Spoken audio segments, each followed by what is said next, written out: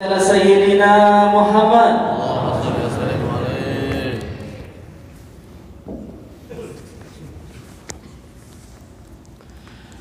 Bismillahirrahmanirrahim.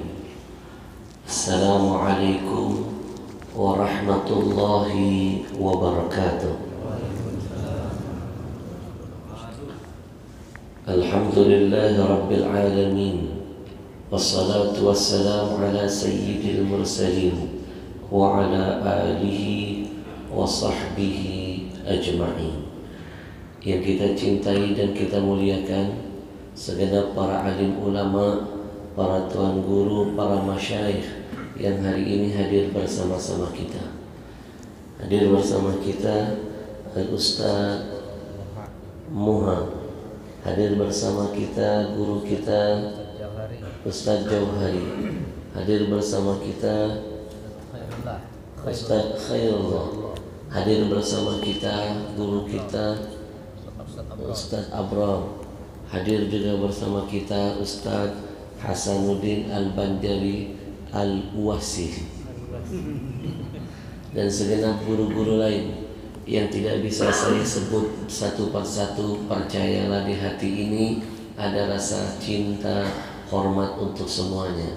Kita hantarkan dulu doa-doa yang terindah kepada guru-guru kita. Semoga Allah sehatkan badannya, amin, panjangkan umurnya, amin, kuatkan imannya, amin, dijaga semangat istiqamahnya, amin, dijauhkan Allah dari berbagai macam fitnah dunia yang ada, amin, amin ya rabbal. Ucapan ribuan terima kasih saya sampaikan kepada DKM Masjid yang sudah menjadi wasilah perjumpaan kita pagi ini,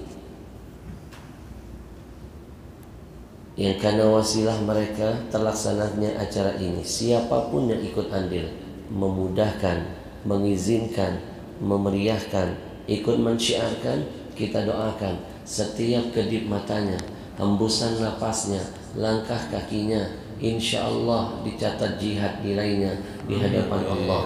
Amin ya rabbal. Mohon maaf saya tidak sempat tadi berjamaah subuh di sini karena tadi begitu bangun kepala terasa pusing karena kurang tidur.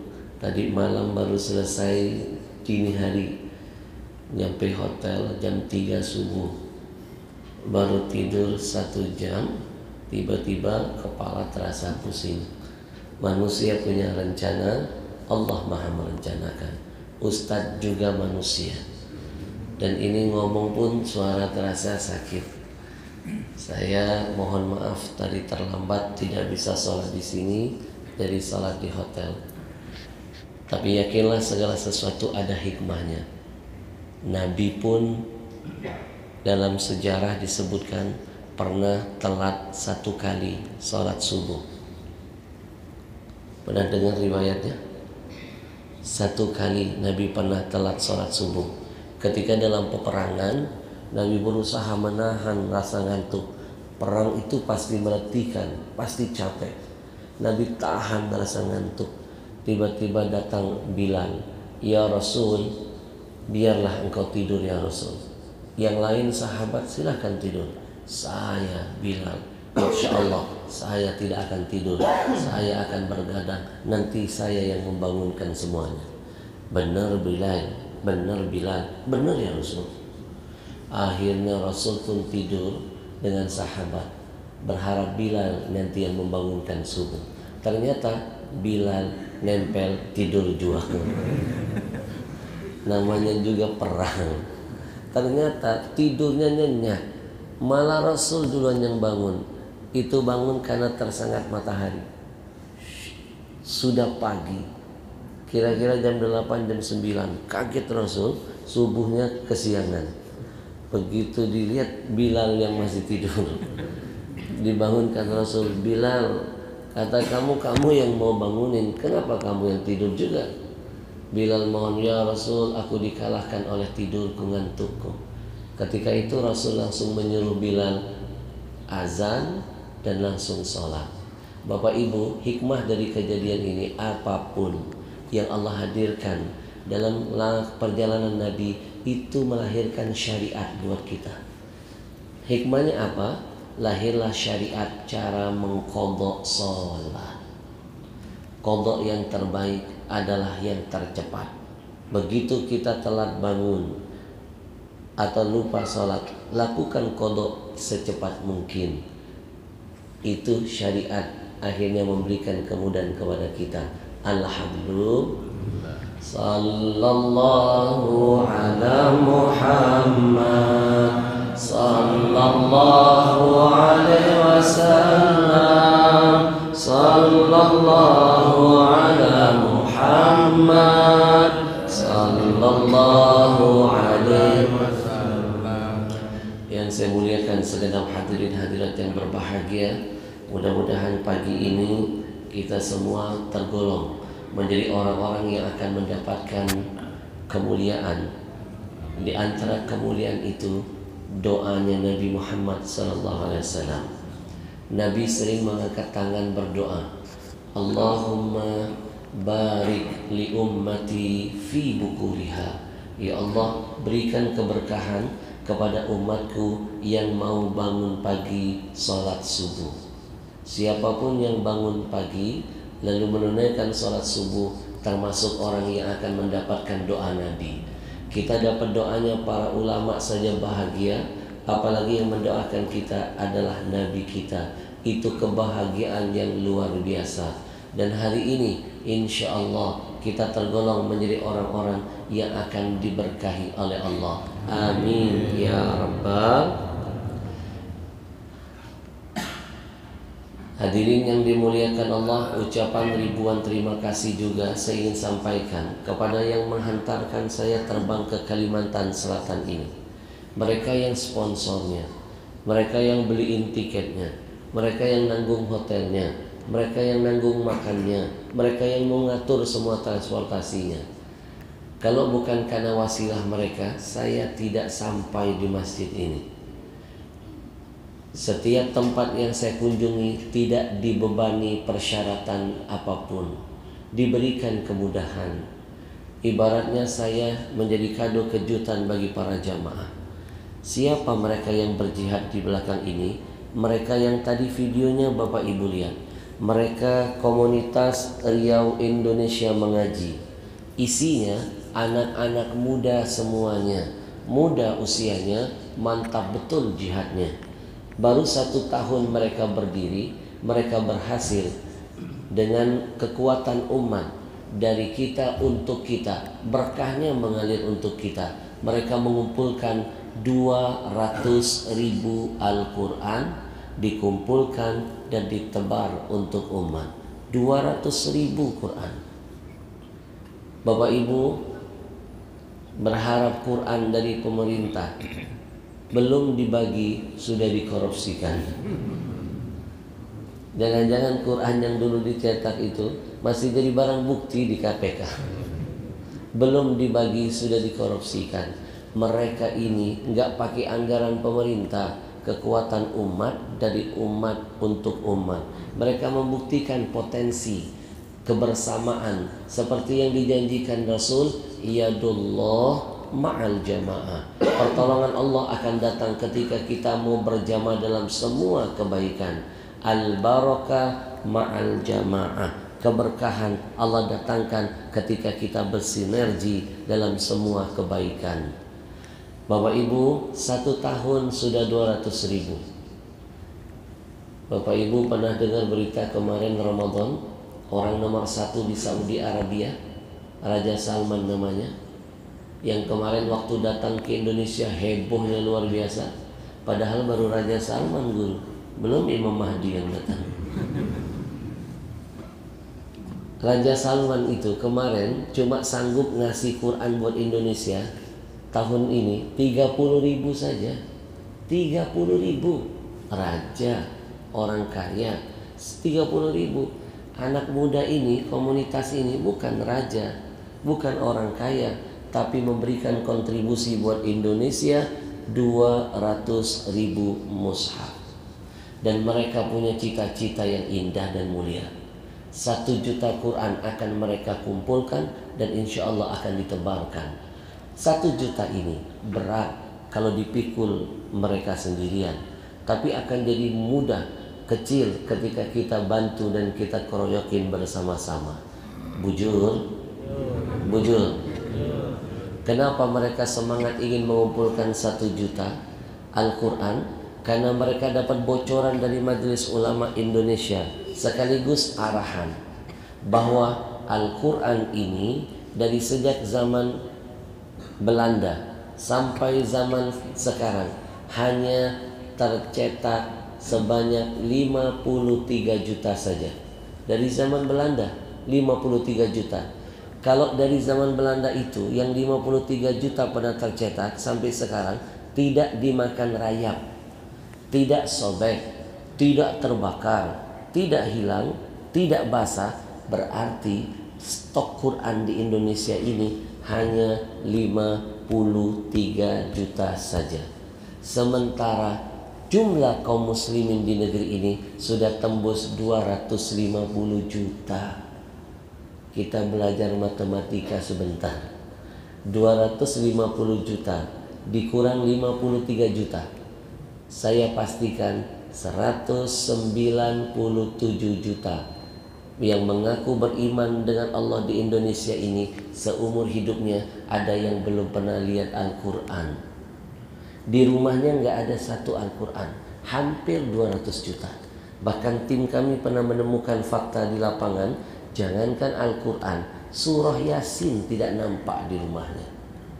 Mimpi mereka bisa pandai membaca Al-Quran, kalau lihat saja nggak pernah Qurannya.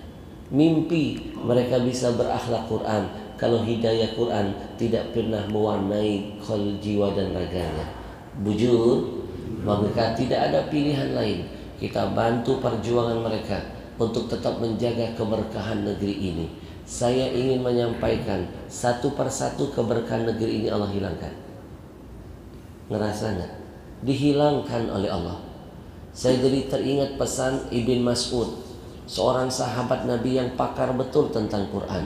Beliau pernah mengingatkan, inna asfaral buyut, ketahuilah sesungguhnya ada rumah ini dipandang Allah sebagai rumah yang kosong.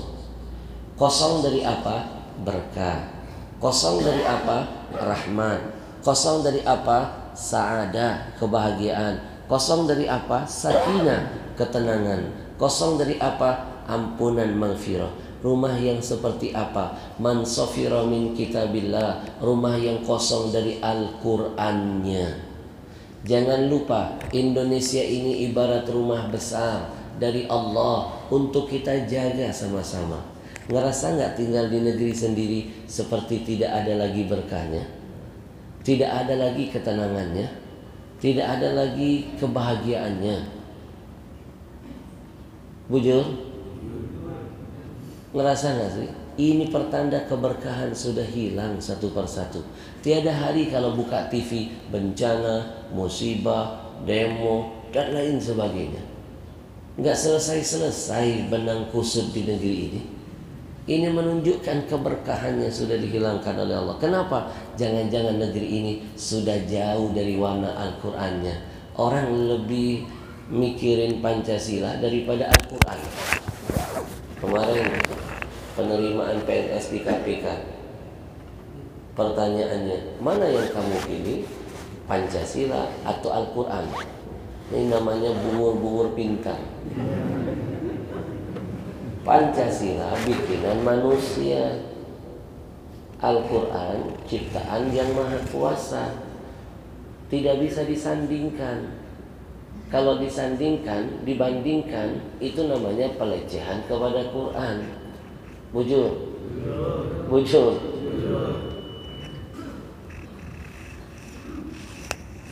Acil, oh iya Acil.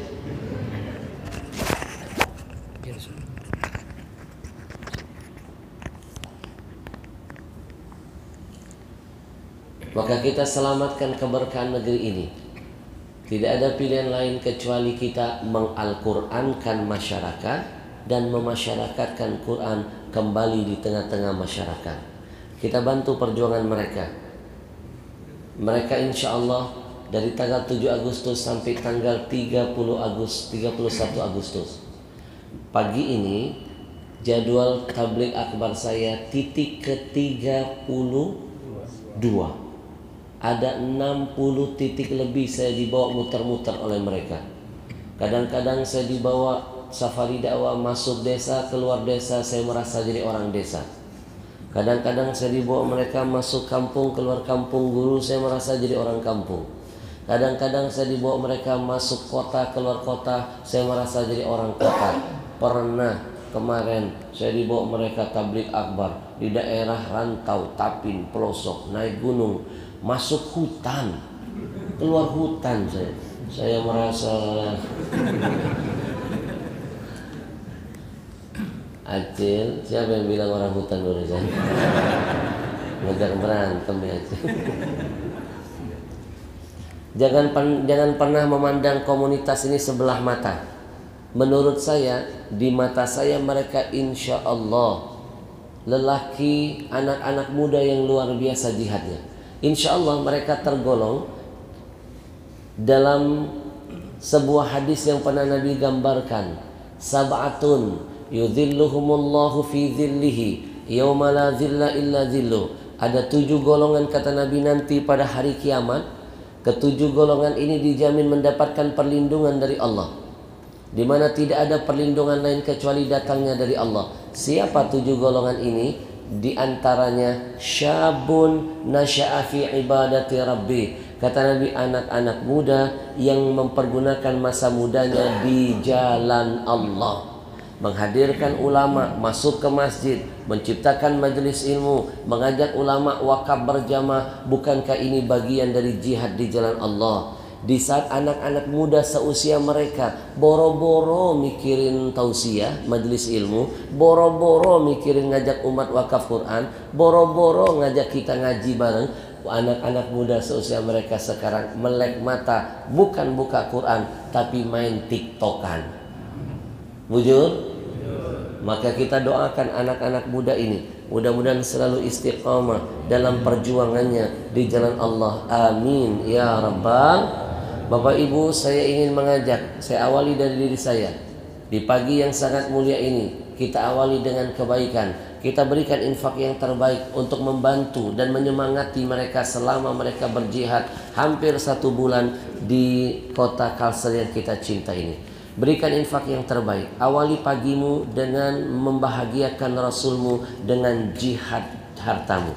100.000 kecil di dunia ini, kecil, tapi akan jadi besar nilainya di hadapan Allah nantinya. Besar nanti nilainya.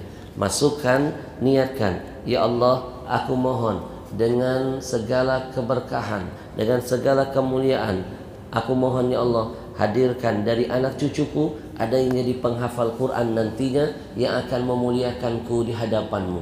Niatkan, insya Allah Allah takdirkan anak cucu kita ada yang jadi penghafal Quran nantinya. Silakan sorban kotak amal berjalan, berikan infak yang terbaik. Kita bikin Nabi kita tersenyum pagi ini dengan jihad kita. Kita iringi dengan salawat. Sallallahu ala Muhammad, sallallahu alaihi wasallam, sallallahu ala Muhammad, sallallahu alaihi wasallam, sallallahu ala Muhammad, sallallahu alaihi wasallam, sallallahu ala Muhammad, sallallahu alaihi wasallam. Kita mohon kepada Allah di pagi yang sangat indah ini, mudah-mudahan Allah segera angkat wabah corona. Amin. Dijauhkan kita dari bencana musibah malapetaka. Amin. Bapak Ibu, bicara corona, gara-gara corona kita semua jadi merana. Gara-gara corona akhirnya kita sering mendengar beberapa istilah. Satu, istilah apa?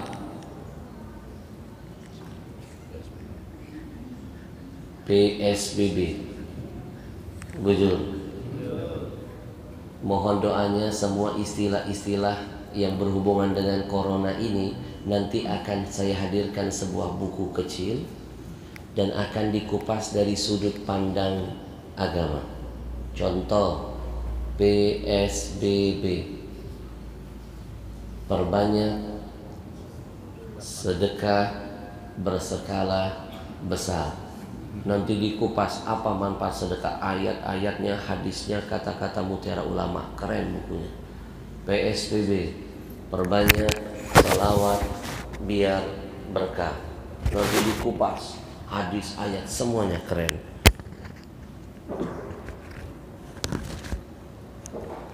PSBB, perbanyak silaturahim biar berkah. Dikupas semuanya. Termasuk di dalamnya diajarin, mau belajar silaturahim, belajarlah dari semut. Semut itu salah satu kemuliaannya paling jago urusan silaturahim. Kalau ada satu semut dari atas, yang satu dari bawah, mereka ketemu pasti berhenti, nggak pernah melengus. Tahu kenapa? Mereka diam-diam mengamalkan hadis Nabi, afsyus salam, sebarkan salam. Mereka silaturahim. Kita manusia kalah. Kadang-kadang ketemu saudara karena ada masalah saling menghindar. Bujur, nanti ada di buku itu. Ada juga istilah lain. Yang terakhir PPKM. Pelan-pelan kita mati. Perbanyak pergi ke masjid. Nanti dikupas apa manfaatnya. Keren. Dan termasuk ada juga istilah-istilah yang kita kenal gara-gara corona. Cuci tangan. Mau masuk masjid, masuk ruangan, ada itu istilahnya. Cuci tangan, cuci tangan. Jaga jarak, jaga jarak. Vaksin, vaksin. Swab, swab. Betul? Ini kalau saya kupas semua istilah-istilah corona ini, 1 bulan nggak kelar. Hari ini sedikit saja saya kupas. Kalau saya kupas semuanya, nanti nggak beli buku. Sedikit aja ya, sedikit aja. Acil, pasti Acil marah ya. Acil pasti sering dengarkan istilah jaga jarak, jaga jarak, jaga jarak. Betul? Betul. Jaga jarak dari apa sih? Yang paling penting saat ini dan seterusnya sampai tutup mata, yang paling urgent itu sebenarnya jaga jarak itu bukan dari corona. Jaga jarak itu dari dosa dan maksiat. Orang sekarang ini gara-gara corona sibuk mikirin imun, lupa menjaga iman. Bujur nggak? Bujur. Jaga jarak itu dari maksiat. Jaga jarak itu dari dosa. Karena dosa itu bisa berujung ke neraka. Saya hadirkan buktinya. Nanti cari kitab judulnya Risalatul Mustarsyidin. Risalah Al-Mustarsyidin. Al-Imam Al-Muhasibi menyebutkan dalam kitab ini, fa'lam anna dzunub turisul ghaflah. Hati-hati, ketika kamu berbuat dosa, maka dosa itu akan melahirkan kelalaian. Makin banyak bikin maksiat, makin banyak bikin dosa, makin malas ibadahnya. Buktikan, makin jauh dan lalai dari Allah. Bujur, bujur. Kalau sudah menjadi lalai, dampak berikutnya wa innal ghaflah turithul qaswah. Kalau sudah lalai, larinya kemana? Hatinya akan jadi keras. Siapapun yang berhati keras dipastikan tidak akan pernah mau menerima hadirnya hidayah, hadirnya kebenaran dari siapapun yang dia dengar. Masuk nasihat kuping kanan, keluar kuping kiri. Yang parah masuk kanan, mantol lagi. Bujur. Kalau sudah menjadi keras hatinya, wal qaswah turithul bu'da minallah. Kalau hati seseorang sudah keras, dijamin kata Imam Al-Muhasibi, dia akan jauh dari Allah. Kalau sudah jauh dari Allah, pasti jauh dari ampunannya, rahmatnya, hidayahnya, keberkahannya. Dan kalau jauh dengan Allah, pasti dekat dengan iblis dan sekutunya. Bujur, bujur. Wa innal bu'du ilallah yurithun nar. Dan berhati-hatilah, kalau sudah jauh dari Allah, maka dia akan dekat dengan neraka. Berawal dari dosa, berakhir ke neraka. Maka yang paling penting itu jaga diri, jaga jarak dari dosa. Bujur. Sallallahu ala Muhammad, sallallahu alaihi wasallam, sallallahu ala Muhammad, sallallahu alaihi wasallam. Saya bangga ketika masuk ke masjid ini, jamaahnya Masya Allah. Sholatnya subuh nggak pakai jarak. Pakai jarak nggak tadi? Belum urgent. Saya termasuk yang tidak setuju sholatnya pakai jarak. Habib Al-Habsyi, Saudi Arabia saja pakai jarak loh. Saudi nggak bisa jadi pegangan. Saudi bukan pegangan. Negara ini sekarang sudah bahaya loh Pak. Perempuannya sudah buka cadar, sudah ada pagelaran musik, sudah ada pemotretan wanita seksi di wilayahnya. Perempuannya sudah bisa mau mobil ngidupin musik kencang-kencang. Sudah nggak ada aturan sekarang. Kiblatnya sudah berubah, sudah modern. Mau jadiin acuan. Saya lebih percaya kiblatnya ke Yaman, Hadramut, negeri 1000 aulia, betul? Daripada Saudi. Nggak jadi patokan. Saudi ini antek-anteknya Amerika dan Inggris. Dikit-dikit Saudi nggak jadi patokan. Bapak Ibu, coba kita mikir waras. Ngadep Allah pakai jarak, ngadep manusia nggak pakai jarak. Naik pesawat nggak pakai jarak seatnya. Yang pakai jarak cuma Garuda saja, makanya bangkrut. Betul? Kira-kira malu nggak sih sama Allah? Waras nggak kita ini? Gimana corona mau cepat selesai, urusan hak Allah nggak disempurnain? Padahal dalam sholat selalu diajarkan iyyaka na'budu wa kepadamu kami menyembah, kepadamu kami meminta.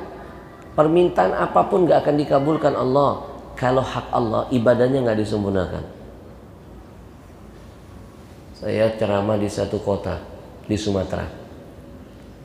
Paginya saya kosong. Saya bilang kepada tim, tolong kita cari masjid terdekat dengan hotel. Daripada di hotel lebih baik kita sholat nyari yang terdekat. Siap Habib. Tapi nanti jamaah mengenalin Habib. Pakai masker. Saya pakai masker, diam-diam masuk ke masjid, duduk di belakang, sembunyi dekat tiang. Ternyata saya sudah berusaha menutupi jati diri, ketahuan oleh emak-emak. Memang paling susah menyembunyikan sesuatu dari perempuan. Teman saya diam-diam menyembunyikan uangnya tanpa sepengetahuan istrinya, masih ketahuan. Ternyata emak-emak ini penciumannya luar biasa.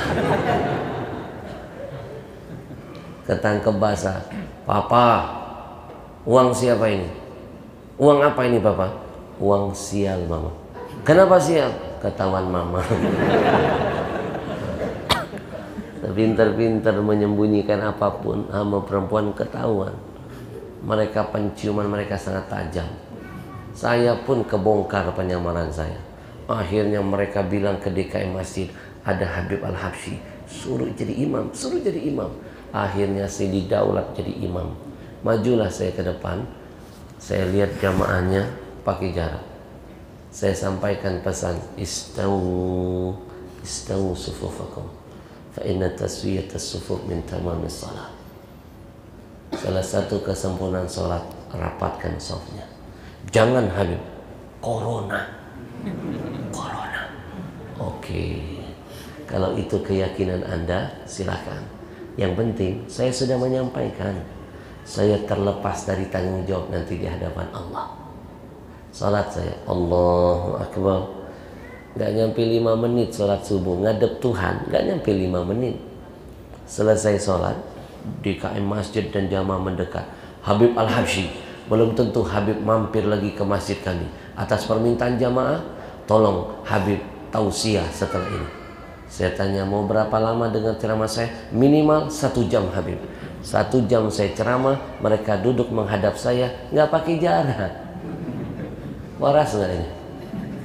Ngadep manusia nggak pakai jarak, ngadep Tuhan pakai jarak. Bungur-bungur pintar.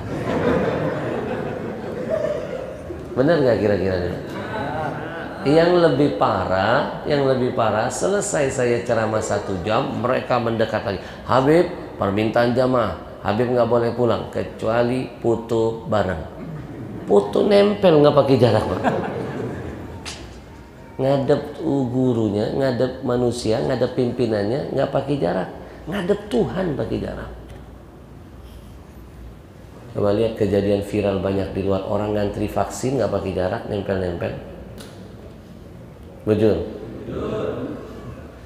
Saya lebih percaya ngumpul dengan orang masjid daripada ngumpul dengan orang-orang di pasar. Orang masuk ke masjid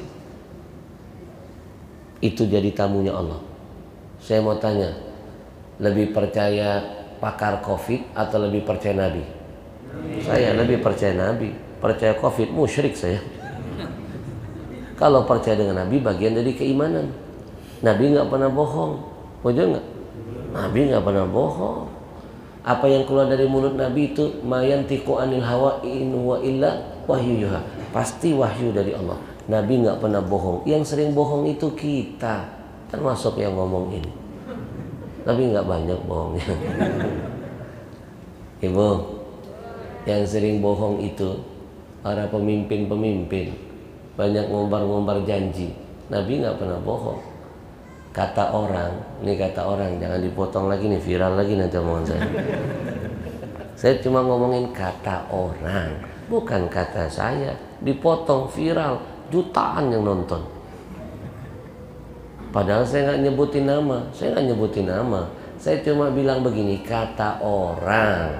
Kalau anak kita sering berbohong, sering banget berbohong, itu biasanya insya Allah jadi presiden. Itu kan kata orang. Saya kan nggak ngomongin presiden negara siapa, namanya siapa, jadi nggak usah baper. Ada yang baper langsung, ya berarti dia ngebenerin idola dia bohong. Terus Habib, kalau anak saya suka diem, nggak banyak komentar, nggak peduli dengan keadaan sekitarnya, itu jadi apa? Kata orang, jadi wakil presiden. Ya kan kata orang. Omongan saya begini dipotong, Pak, diviralkan, kepanasan cebong. Padahal saya nggak ngomong orang. Yang lebih lucunya ada yang komentar, Habib Al-Habsyi, nggak boleh Habib ngomongin Ma'ruf Amin begitu. Siapa yang ngomong Ma'ruf Amin? Ada tadi saya ngomong Ma'ruf Amin? Nggak ada. Jadi kenapa harus baper? Bujur. Sallallahu alaihi sallallahu.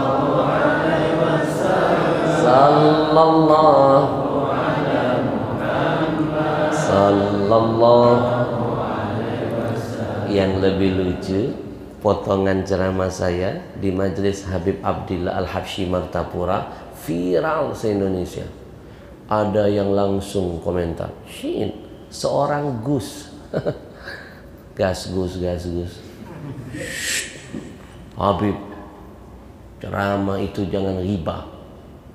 Habib sudah berbuat ghibah. Astagfirullah. Pertama saya nggak nyebutin nama. Saya awali dengan kata orang. Ketiga saya nggak nyebutin presiden dari negara mana. Oke. Mau dalil apapun saya pasti benar, insya Allah. Pertanyaannya, apakah saya sudah berbuat ghibah? Kalau ngajinya belum tuntas, jangan sekali-kali memprotes guru-gurunya. Itu sama saja seperti iblis merasa benar, Tuhan diprotes. Ada kesombongan. Kita cek, apakah omongan saya ghibah? Kita buktikan. Imam Hasan Al-Basri, imam terkenal di zamannya, terkenal melahirkan ulama-ulama besar dari tangannya. Satu hari bertanya seseorang kepada beliau, Imam, ataghrabuna dzikral fajr? Imam, apakah ketika saya menyebutkan seseorang yang sering berbuat dosa, saya termasuk ghibah? Ngomongi pendosa, kira-kira termasuk ghibah nggak sih? Ngerumpi nggak sih? Kata imam, la. Bahasa Inggrisnya kada. Banyak orang Inggris rupanya. Ataghrabuna dzikral fajr? Imam, apakah saya termasuk sudah berbuat ghibah ketika saya ngomongin pelaku dosa? Kata imam, tidak. Bahkan sang imam menyuruh, udhkuru, udhkuru, udhkuru. Bahasa kerennya, bahasa medianya, viralkan. Viralkan. Viralkan. Yahzarhun nas. Kamu dapat pahala karena kamu sudah menyelamatkan manusia baik di luar sana biar tidak mengikuti keburukan, kemaksiatan dan dosa yang dia lakukan. Min babil iklanat, ini jadi pintu kita mengiklankan kebaikan. Bujur? Bujur? Ibu, kalau semuanya termasuk ghibah, penyidik, hakim, polisi, tukang baca berita patroli kejahatan, ghibah tiap hari Pak. Itu nggak termasuk ghibah karena yang dia ungkap itu adalah kejahatan. Makanya kata ulama nggak termasuk ghibah, diantaranya satu, ngomongin orang kafir, kafir harbi yang hari-harinya jahat ngajak perang seperti Israel, Yahudi, kita ngomongi keburukan mereka, nggak termasuk ghibah walaupun faktanya benar. Yang kedua, ngomongin orang munafik, nggak termasuk ghibah. Ketiga, ngomongin orang zalim, nggak termasuk ghibah. Yang keempat, ngomongin orang yang fasik, orang yang sering bikin dosa, tidak termasuk ghibah. Termasuk ghibah itu contoh nih, Bapak Ibu pergi umroh, di depan Ka'bah ada orang Afrika, kulitnya hitamnya luar biasa. Ibu bilang sama suami, papa, lihat di depan kita ada Hajar Aswad berjalan. Itu ghibah. Sampai di sini paham?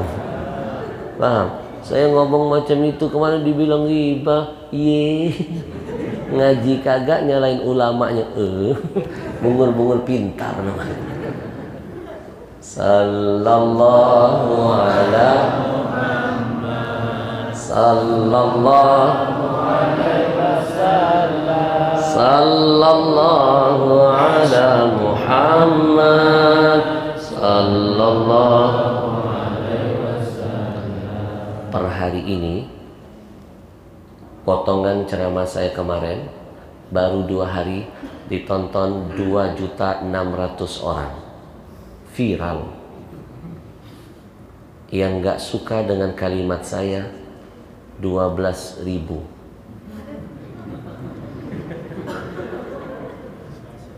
Keluar cebong-cebong semuanya. Keluar dari sarangnya.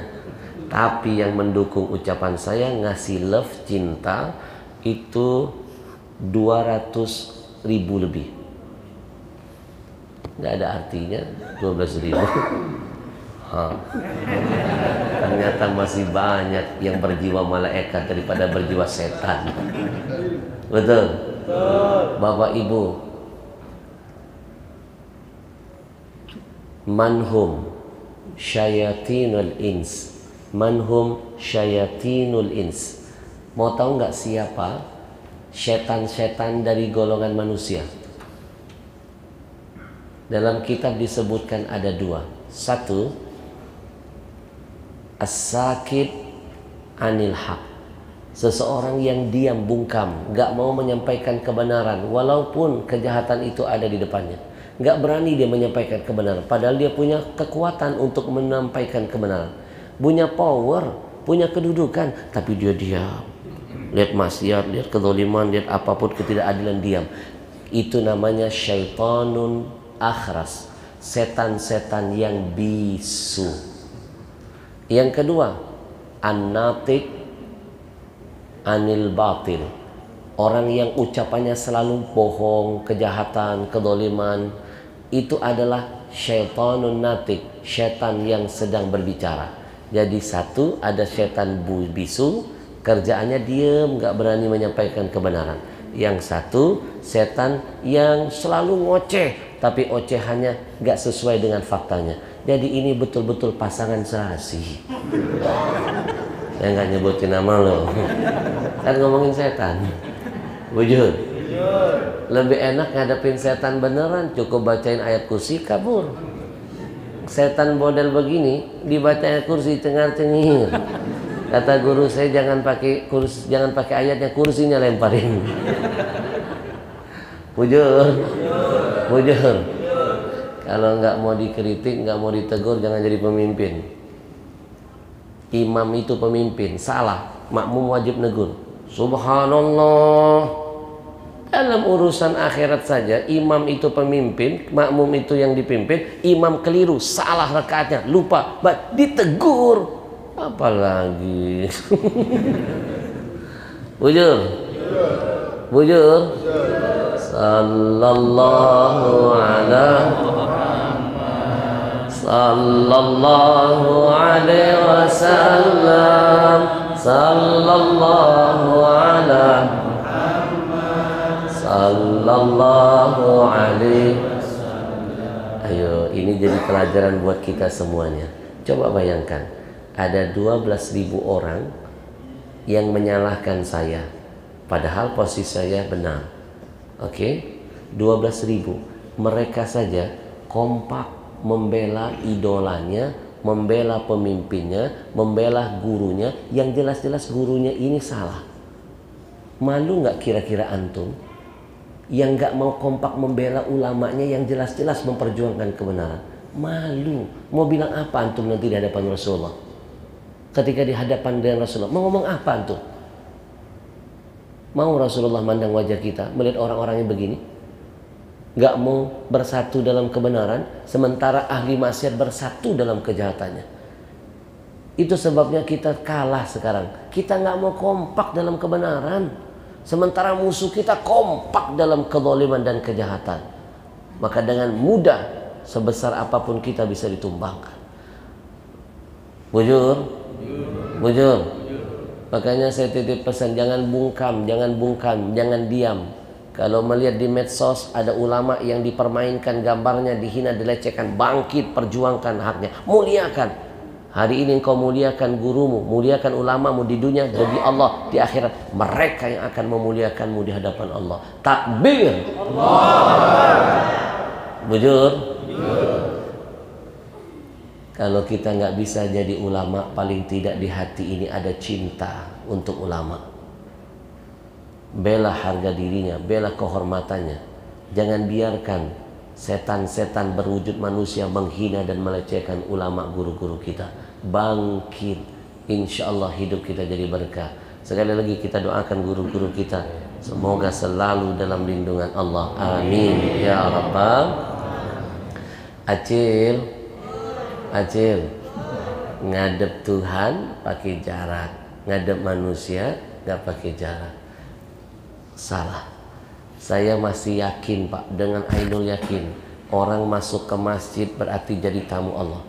Jawab yang kompak, masjid ini rumah siapa? Allah. Siapapun yang bertamu di dalamnya berarti dia sedang jadi tamu siapa? Allah. Mungkin gak Allah sia-siakan tamu khususnya? Allah pasti jaga setiap langkahnya melangkah ke masjid. Allah pasti suruh malaikat makhluk terbaiknya membentangkan sayap, melindungi, mendoakan, memohon ampunan buat tamu-tamu khususnya. Allah pasti servis. Saya pagi ini jadi tamu masjid Babur Rahmah. saya pasti diservis. Paling enggak habis ini makan cutu. Ya paling tidak. Jangan dianggap bercanda. Bujur, kita jadi tamu manusia saja dikasih makan, dikasih minum, bujur. Apalagi jadi tamu Allah, dikasih rahmat dan keberkahan. Bujur. Bapak Ibu jangan khawatir yang nggak sempat sholat sunat setelah ini, jangan khawatir. Duduk di majelis ilmu 1000 pahala rakaat sholat sunat. Satu, jadi orang alim itu lebih mulia daripada jadi 1000 ahli ibadah. Nabi Adam mengalahkan kemuliaan malaikat bukan karena ibadahnya. Mau ngejar kemuliaan malaikat dengan ibadah, mimpi bisa kita kalahkan. Malaikat tuh nggak pernah maksiat, ibadah, la ya'sunallah. Tapi Nabi Adam menyalip kemuliaan malaikat. Puncaknya Allah suruh jadi gurunya malaikat. Allah suruh malaikat sujud kepada Adam yang namanya manusia. Logika, kalau yang sujud malaikat makhluk yang mulia, yang disujuti pasti jauh lebih mulia. Jalur apa untuk bisa menyalip kemuliaan malaikat yang ahli ibadah ini? Hanya satu. Wa 'allama Adamal asma'a kullaha. Allah ajarkan Adam nama-nama semuanya. Artinya dengan ilmu kita bisa mengalahkan ahli ibadah sejago apapun ibadah itu. Ahli ibadahnya. Ilmu yang mengangkat derajat.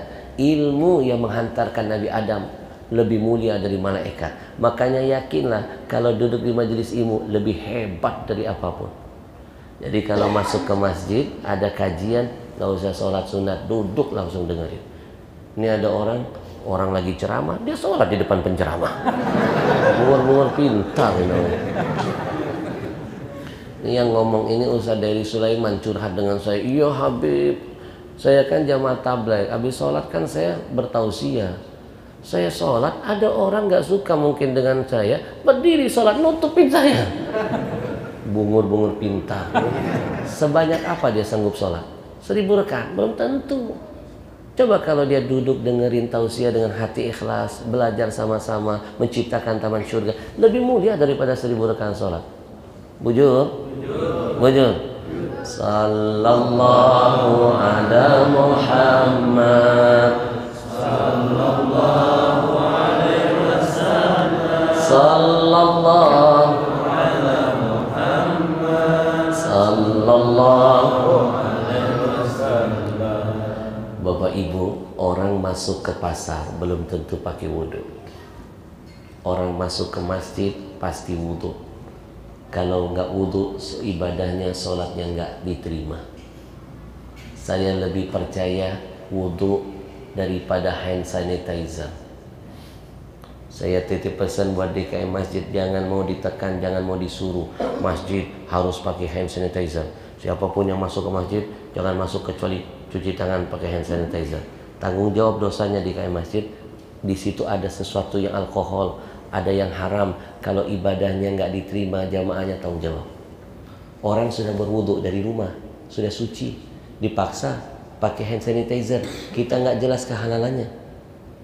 Dia nggak diterima sholatnya, tanggung jawab seluruh pengurus masjid. Jangan main-main. Kita jangan mau dibodohin orang kafir. Jangan mau dibodohin Yahudi. Kami Islam ini lebih bersih dari kalian. Sehari semalam kami diwajibkan sholat 5 waktu. Sudah diajarkan mensucikan diri wudhu. Betul? Mereka belum tentu membersihkan diri mereka. Bahkan kami disunahkan sebelum tidur pun, bangun tidur kami disuruh cuci tangan. Sebelum tidur kami disunahkan berwudhu. Agama mana yang lebih hebat dari Islam ini? Al-Islam ya'lu wa la yu'la alaih. Islam itu tinggi, tidak ada yang bisa menandingi ketinggiannya. Takbir. Ini orang Yahudi ngajarin kita, orang kafir ngajarin kita. Betul? Bapak Ibu, cari, hadirkan di hadapan saya agama mana yang lebih sempurna dari Islam. Melek mata, melek mata. Nabi sudah ajarkan kita cara sehat. Cuci tangan itu bukan pesannya WHO. Cuci tangan bukan pesan gara-gara corona. 1400 tahun yang lalu Nabi sudah mengajarkan lewat hadis sahihnya. Pentingnya cuci tangan mulai dari bangun tidur melek mata. Buka hadis Nabi. Nabi ajarkan siapa yang bangun tidur itu pertama kali cuci dulu tangannya. Bukankah ini pesan kesehatan yang mendalam? Nabi bukan profesor, zaman Nabi nggak ada laboratorium, tapi hadis Nabi membuat semua ilmuwan kesehatan geleng kepala. Hebat Muhammad ini, cuci tangannya bukan gara-gara corona, 1400 tahun sudah diajarkannya. Waktu bangun tidur Nabi nggak nyuruh cuci kepala, enggak.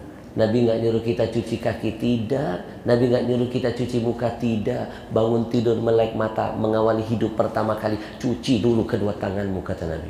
Kenapa tangan yang disuruh dicuci? Lu maha benar Nabi kita Muhammad.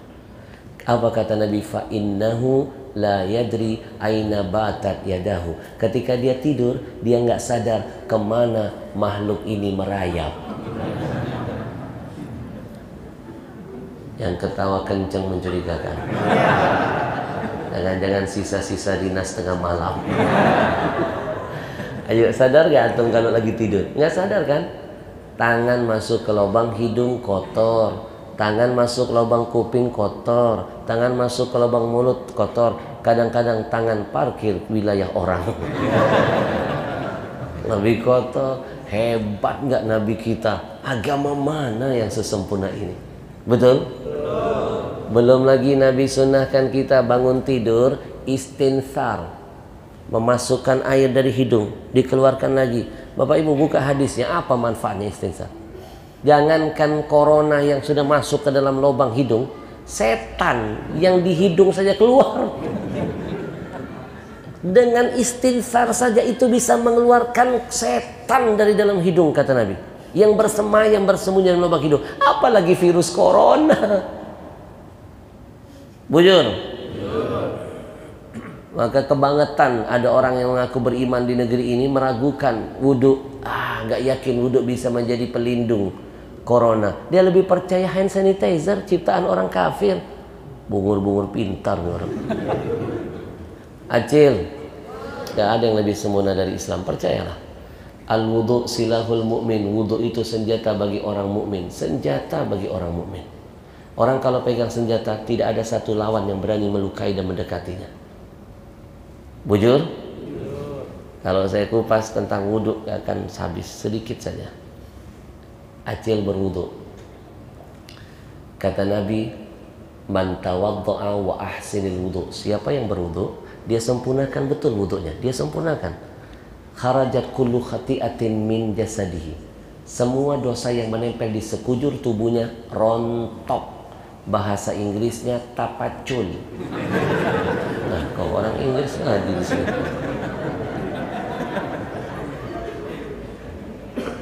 Hatta takhruja min tahti adfarihi, sampai dosa itu dijamin Nabi rontok dari ujung kukunya. Semuanya bercucuran, tapacul semua dari ujung kukunya. Oke? Dahsyat nggak wudu?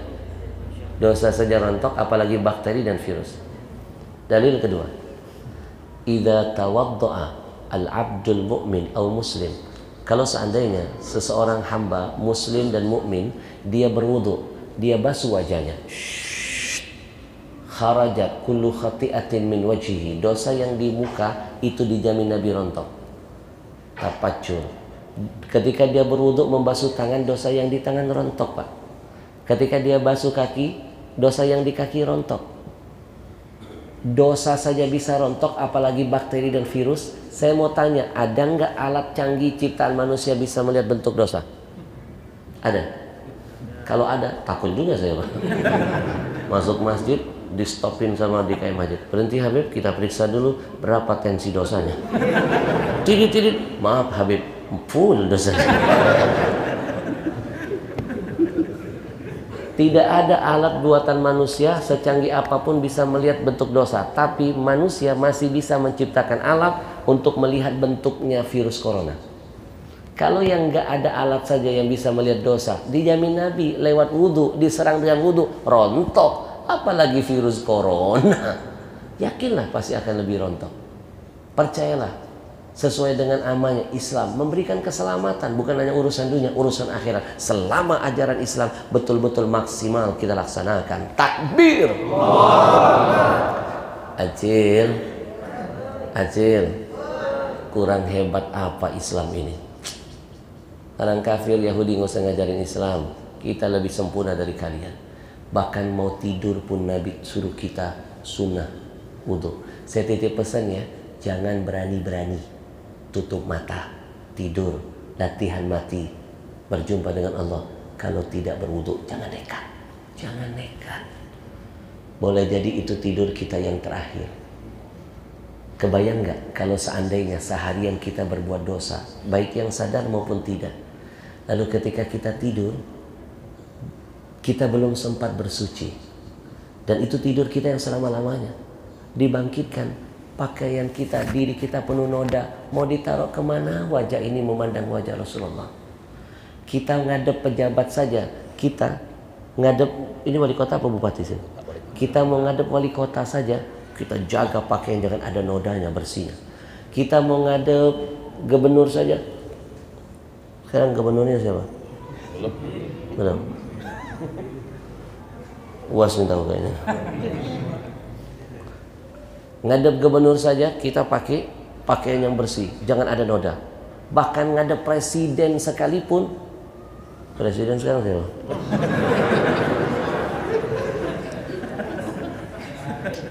Jangan dipotong. Saya itu nanya, bujur. Ngadep presiden raja pakaian bersih, gimana ngadep Allah, bujur? Saya ingat betul guru saya, Habib saya ngajarin, jangan tidur, jangan tutup mata kecuali wudhu. Kamu kebayang nggak ketika kamu tidur, kamu sudah berwudhu dan itu tidurmu yang terakhir. Perjalananmu yang panjang sudah dilepas dengan kesucian. Kamu berwudhu, Nabi menjanjikan semua dosa merontok. Alangkah bangganya ketika engkau nanti dibangkitkan, kamu sudah menghadap Tuhanmu dalam keadaan suci. Tidur saja disunahkan wudhu, agama mana sih yang lebih hebat? Bahkan ketika wudhu, bahkan ketika tidur dalam keadaan wudhu, dijaga malaikat. Malaikat yang melindungi kita. Virus mana yang berani mendekat? Bukan cuma itu, dapat doanya malaikat lagi. Allahumma ighfir li fulan bin fulan fa innahu bata tahira. Ya Allah, ampuni fulan bin fulan karena dia tidur dalam keadaan bersuci. Didoakan malaikat, maka terjaga dari segala macam kejahatan makhluk Allah.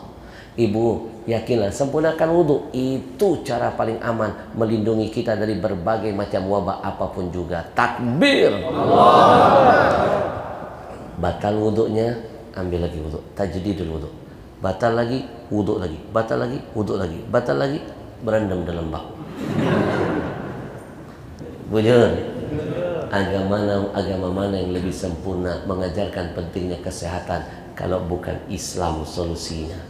Sallallahu ala Muhammad, sallallahu alaihi wasallam, sallallahu ala Muhammad, sallallahu alaihi wasallam. Percayalah, berada di masjid masih lebih aman daripada di luar sana.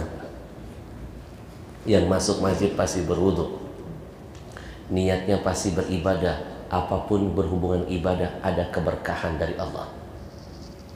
Acil, masjid ini luas, coba lihat, ventilasinya banyak. Yang lebih bahaya itu bukan masjid, suasana di dalam pesawat kecil, ventilasinya kecil, rentan menciptakan klaster. Masjid disuruh tutup, penerbangan nggak ditutup, bungur-bungur pintar. Betul? Masjid ini besar, insya Allah Pak. Pesawat yang lebih bahaya Pak. Saya ngomong begini saya karena pernah jadi korbannya.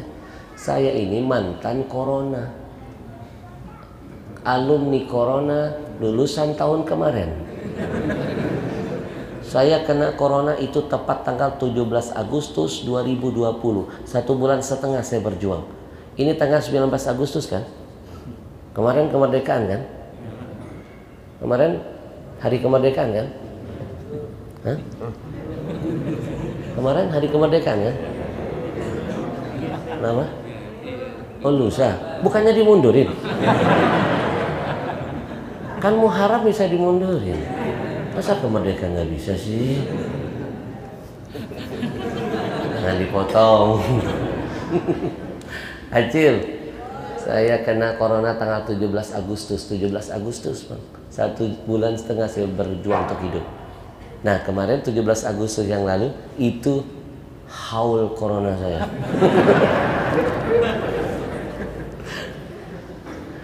Tahu saya kena di mana? Di atas pesawat. 2 jam dari Medan ke Jakarta, 2 jam, nggak pakai jarak.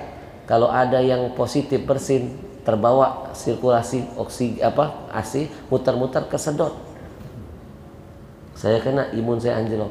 Istri saya nggak kena, imunnya kuat. Saya mungkin lagi capek, kurang istirahat, kena di atas pesawat kecil. Ini nih besar, apalagi masjid ini tinggi. Ternyata kemarin ada yang lebih tinggi dari masjid ini ventilasinya. Saya ceramah di satu kota, begitu saya lihat, Masya Allah, karena masjidnya belum selesai.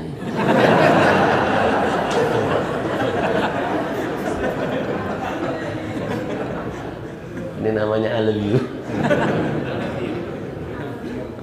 Jujur, percayalah, kalaupun ini menjadi klaster corona, saya pastikan kecil peluangnya, 00, Bapak Ibu, saya lebih bangga mati di rumah Allah daripada mati di pasar. Lebih bangga saya mati di dalam masjid. Insya Allah husnul khatimah. Karena ciri-ciri husnul khatimah itu salah satunya adalah dilihat dari tempat terakhir apa dia meninggalkan dunia ini. Mati di tempat yang baik, dapat keberkahan dari kebaikan. Insya Allah. Singkat, padat. Cuma lihat doang. Tanpa terasa sudah 1 jam berlalu. Terasa nggak ngaji dengan saya? Saya yang merasakannya. Padahal saya baru bahas 1 poin, Pak. Baru saya bahas jaga jarak dari dosa. Saya belum bahas vaksin jiwamu dengan zikir, swab hatimu dengan Quran, cuci tangan dengan sedekah. Belum saya bahas. Ini kalau saya kupas, bisa besok kamu selesai.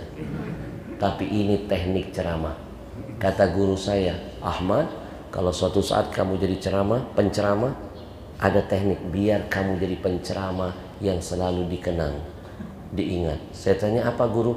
Ketika kamu ceramah, ingat dengan pesan agama. Sebaik-baik makan, berhentilah sebelum kenyang.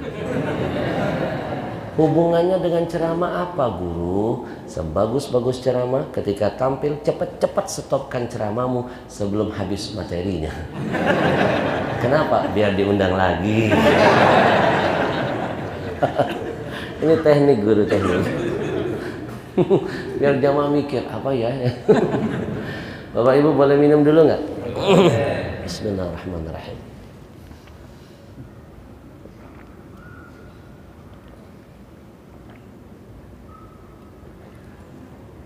Masya Allah,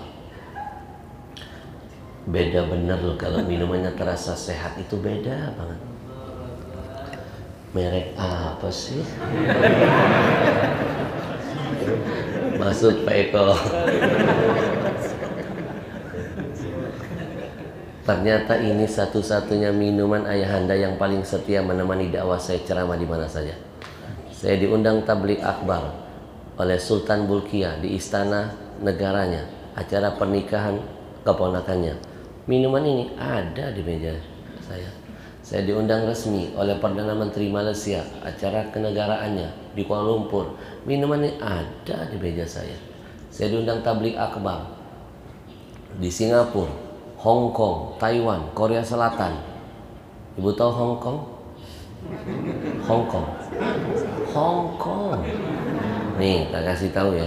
Banjarbaru belok kanan. Susah ngasih tahu aja. Saya diundang ke Jordan, Palestina, Saudi Arabia, Palestina. Minuman ini setia menemani langkah saya. Mohon doanya. Minuman ini perusahaan kelima saya. Jadi ulama jangan mau dipandang umat, dipandang musuh, hidup dari tausiah. Jangan. Bisnis. Nabi pebisnis. Saya nggak malu kalau saya bilang saya ini pedagang, saya pebisnis, saya berjualan. Saya punya 5 perusahaan. 3 perusahaan saya bergerak di bidang umroh haji. 1 bulan jamaah saya itu 3.000 orang 1 bulan. Sebelum corona.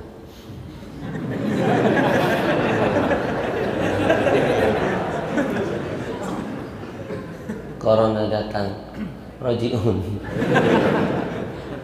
Dulu kita berpikir kalau punya travel tenang saja. Ini bisnis yang tidak akan mati sampai hari kiamat selama Ka'bah masih ada. Ternyata meleset hitung-hitungannya. Ka'bahnya masih ada, corona cuma numpang lewat, nggak kelihatan lagi lewatnya, tutup Pak. Kita dikerjain Yahudi, Yahudi tepuk tangan, betul? Berhasil propaganda mereka. Saya punya bisnis perusahaan yang keempat, konveksi. Semua yang menempel di badan saya itu desain saya dan bikinan konveksi kami sendiri. Silakan kunjungi alhabsyi_galeri. Corona datang, 15 mesin saya off. Penjahit kami dari jahit baju pulang ke kampung jadi jualan buah. Kesian ya Pak. Jangankan Al-Habsyi Collection Pak, Matahari lagi collab. Matahari, toko-toko yang besar lagi tutup Pak.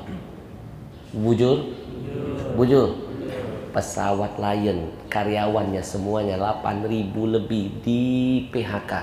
Saya bisa ngomong begini karena persis di depan saya kejadiannya. 8.000, bayangin sebanyak apa? 8.000 karyawannya itu di PHK.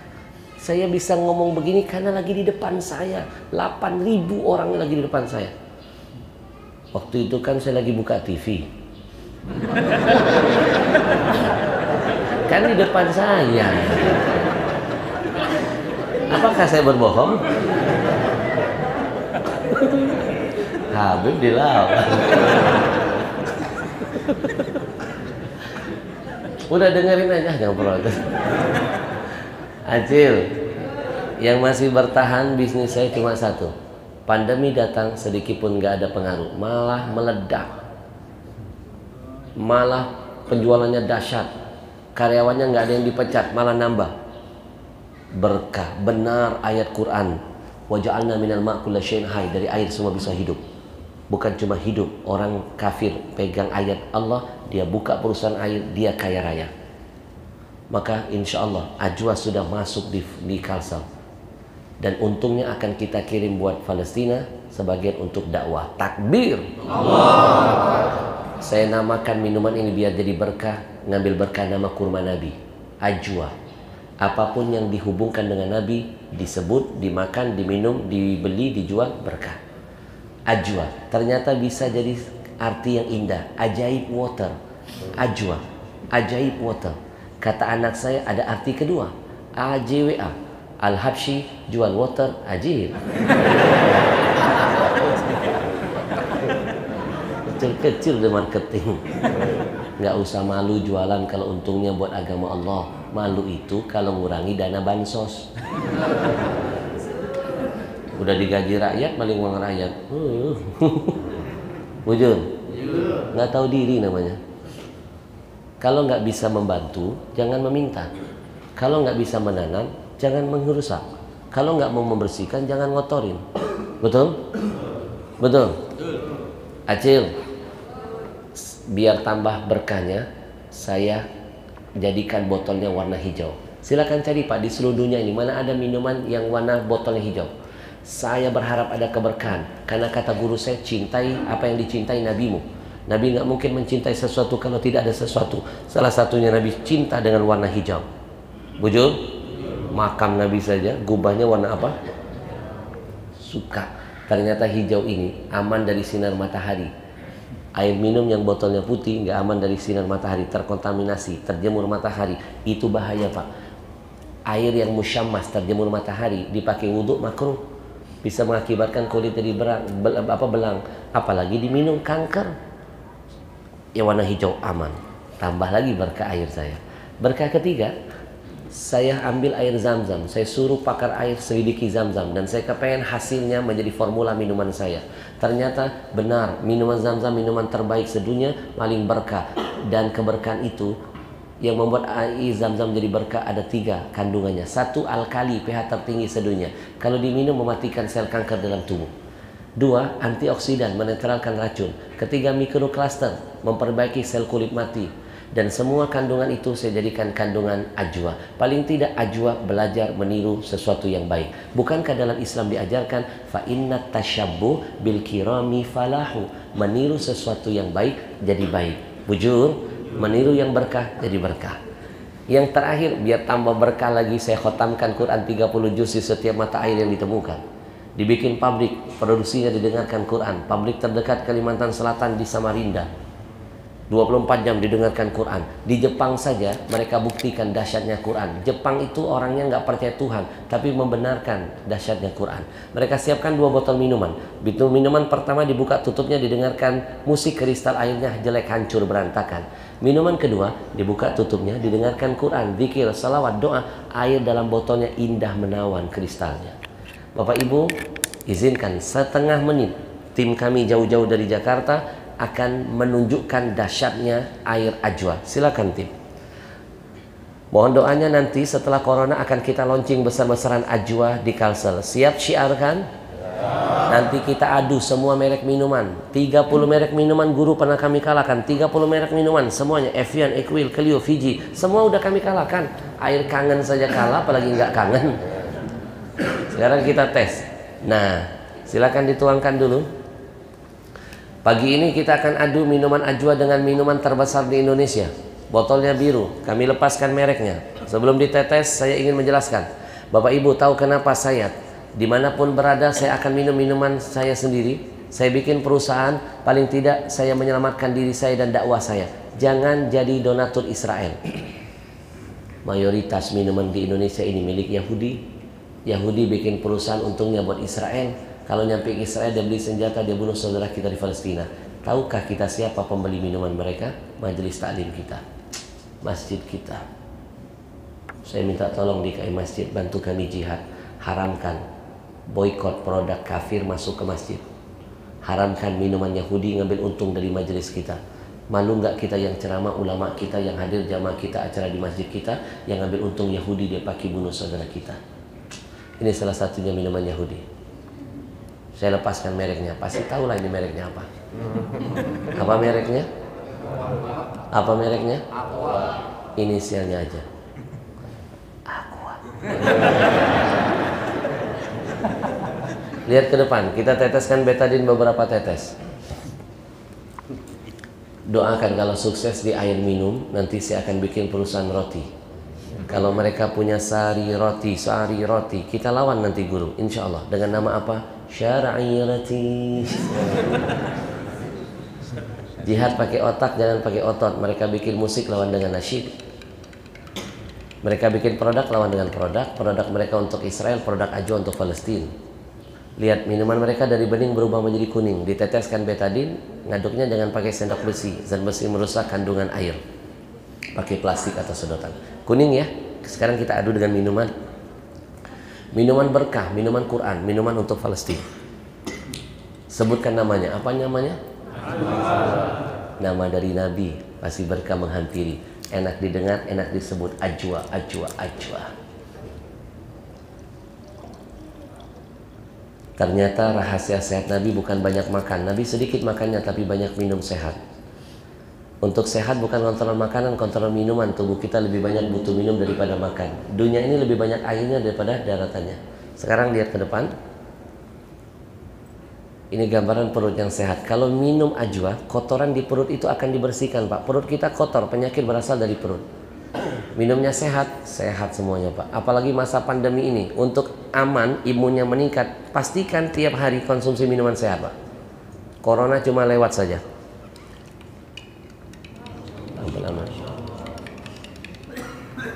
Sekarang kita tempelkan minuman apa yang lebih bening? Bapak-bapak yang suka merokok, percayalah nikotin nempel di paru-paru Pak sampai mati nggak akan hilang. Cara menghilangkannya minum zam-zam. Kalau nggak ada, minumlah ajwa. Nanti silakan beli dengan Ustadz Uwas. Beliau duta jihad bersama ajwa untuk Palestina. Ibu-ibu mohon maaf, ibu-ibu kalau datang bulan suka sakit pinggang, sakit perut kan? Ganti minumnya, bukti. Minum ajwa, nggak akan ada rasa sakit itu lagi, Pak. Ibu-ibu mohon maaf kalau datang bulan, darah haid itu kotor kan? Darah haid itu kotor, Pak. Itu berhenti 6 hari kan? Kadang-kadang 7, kadang-kadang 10 hari, kadang-kadang 11 hari kan? Bapak-bapak berapa hari? Ibu nanti ganti minumnya ya. Coba ganti minum ajwa 4 hari darah kotor langsung berhenti, buktikan. Sekarang tes yang terakhir. Anak-anak lihat ke depan, ini makanan kesukaan kalian, bahaya makanan ini. Silakan. Namanya mie. Mie apapun Pak, mie apapun itu berbahaya Pak. Mie apapun berbahaya, termasuk mikirin bini orang. Bahaya ini, bahaya ini.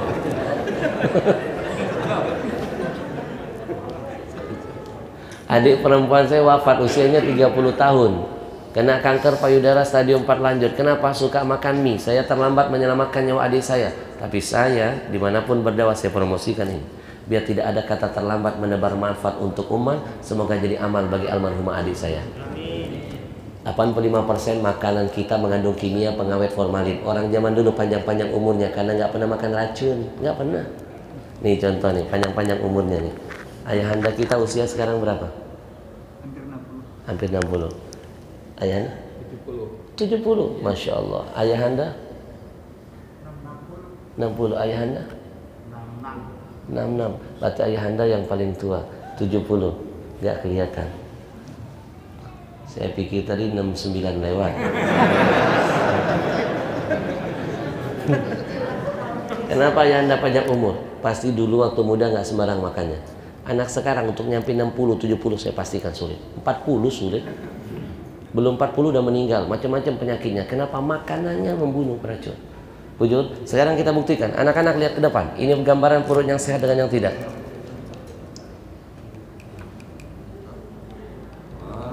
Ini pasti kimianya Pak. Ini pasti pengawetnya. Atau formalinnya. Ini baru 1 sendok. Kita angkat yang warna biru. Ini baru 1 sendok mie masuk ke perut anak-anak kita. Baru 1 sendok, belum 1 bungkus, belum bumbunya, belum tiap hari, belum dan lain sebagainya. Lama-lama jadi kanker, pasti mematikan, bom waktu. Sekarang kalau lihat ajwa, racun apapun dinetralkan Pak. Karena antioksidan yang ajwa pelajari dari air Zam-Zam. Belum lagi ada Qur'annya. Bukankah Qur'an obat dan rahmat? Allah janjiin loh, wa nunazzilu minal Qur'an ma huwa syifaa'u rahmatul lil mu'minin. Sekarang kita tempel, bantu saya syiarkan minuman apa yang lebih sehat? Ajwa. Yang lebih berkah? Ajwa. Sekarang ajwa sudah ada di Kalsam. Nanti setelah corona kita bikin tablik akbar besar di Banjar, saya datang lagi, kita bikin zikir salawat bersama ajwa. Hari liburnya kita bikin gerakan sholat subuh berjamaah. Setelah itu kita jalan santai meraih berkah bersama ajwa. Siap syiarkan? Siap. Nanti ada hadiah. Hadiahnya berangkat haji. Bagi yang mampu. Amin dulu lah. Bapak Ibu, mau nggak nanti setelah ini saya ajak zikir ruqyah? Mau? Tapi bantu kami. Kita hapus sama-sama nama kita yang pernah tercatat dari donatur Israel. Karena pernah membeli produk Yahudi, otomatis tercatat di hadapan Allah. Hapusnya dengan apa? Dengan cara apa? Beli produk untuk Palestina. Innal hasanat yudhibna sayyiat. Kebaikan menghapus keburukan. Nanti beli ajwanya, tapi nanti setelah program wakaf setelah ini. Beli ajwanya, nanti disiapkan di luar masjid. Masuk, buka tutup botolnya, saya bimbing zikir dahsyat ruqyah. Bawa pulang minum, kasih keluarga. Saya tunggu ceritanya, macam-macam penyakitnya sembuh. Minum, kista, kolesterol, gula, macam-macam Pak, macam-macam. Buktikan. Mau? Baik Bapak Ibu, saya panggilkan Ustadz Ilham. Kita masuk ke segmen terakhir. Ini segmen yang paling menentukan dari jihad kita pagi ini. Kita akan diajak untuk menyempurnakan iman dengan amal. Innalladzina amanu wa amilus. Bapak Ibu, ada amalan kata Nabi sampai kiamat gak akan putus, akan dinikmati si mayit dalam kuburnya. Salah satunya wa mushafan warathahu, kita pernah wakaf Quran semasa hidup. Baik, sebelum saya berikan kesempatan, saya ajak Bapak Ibu biar silaturahim kita nggak selesai sampai di sini. Boleh nggak saya kasih nomor WA saya? Nanti informasi apapun, launching, tabligh akbar, gerak jalan santai, saya umumkan lewat 1 jalur WA. Dan kita jadikan nomor WA ini ajang diskusi. Kalau ada yang mau bertanya tentang agama, WA kan, saya hadirkan jawabannya. Nanti saya kirimkan video-video tausiah singkat saya Saya kirimkan layar lebar film dakwah yang pernah saya bikin. Silakan dicatat. Kita jadikan ajang silaturahim.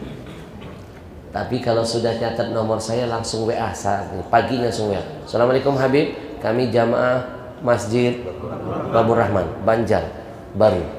Langsung kirim. Nanti saya bikin grupnya. Kalau sudah tahu nomor saya, Acil, no miss call, no video call. Karena seringkali jam 3 subuh nenek-nenek ngajak video call. 0853 2729 2729 lagi. 0853 2729 2729 0853 2729 2729. Baik, kita berikan kesempatan beberapa menit ke depan. Silakan Ustaz Ilham. Syukran Habib atas waktu yang sangat mulia ini. Baik ayah bunda jemaah sekalian, kami sampaikan di momen yang sangat mulia ini dalam program Wakaf 1 juta Al-Quran, bahwasanya satu Al-Quran wakaf ini nilainya Rp100.000. Tetapi itu bukan hanya harga dari satuan Al-Quran wakafnya saja.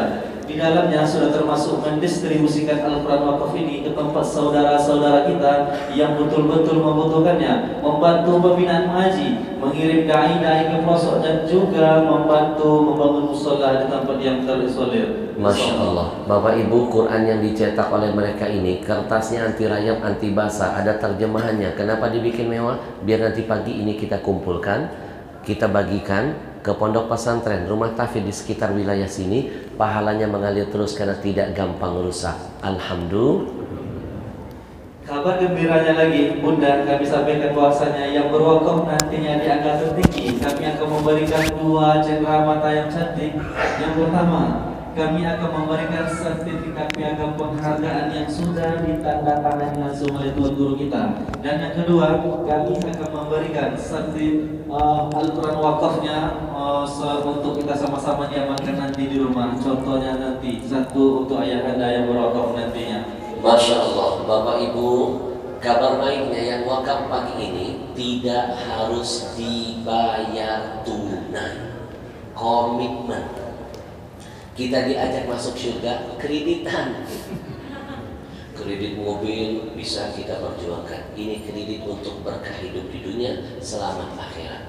Bapak Ibu, cukup angkat tangan nanti, dicatat namanya, diambil nomor infonya, dititipkan nomor rekening yayasannya.